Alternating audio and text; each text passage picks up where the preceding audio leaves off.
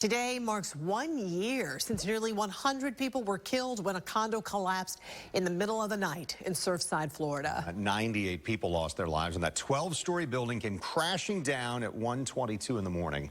Today at that same time, loved ones of those killed gathered at the site where the condo used to stand.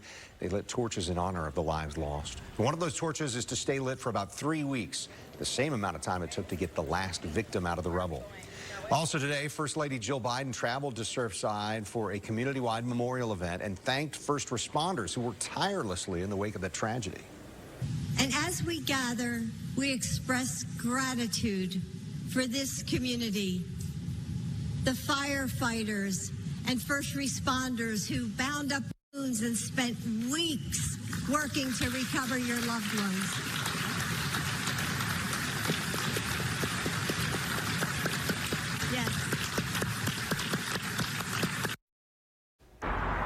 The investigation into what caused the collapse, that continues. News for Jax reporter Marilyn Parker joining us live. Marilyn, this tragedy sparked some changes to Florida law.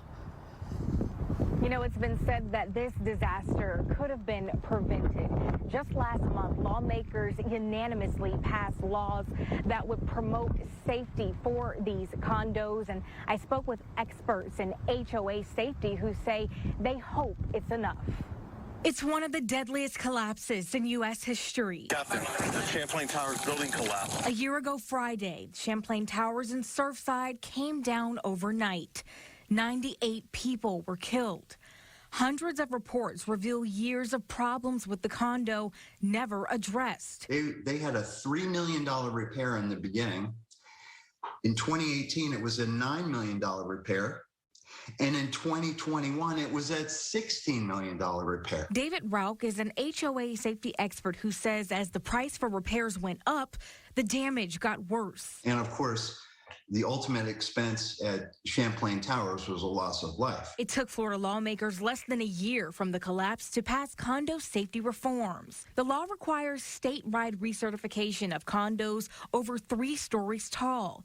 Recertification will be required after 30 years or 25 years if the building is within 3 miles of the coast, and every 10 years after. Rauch says it's a good step.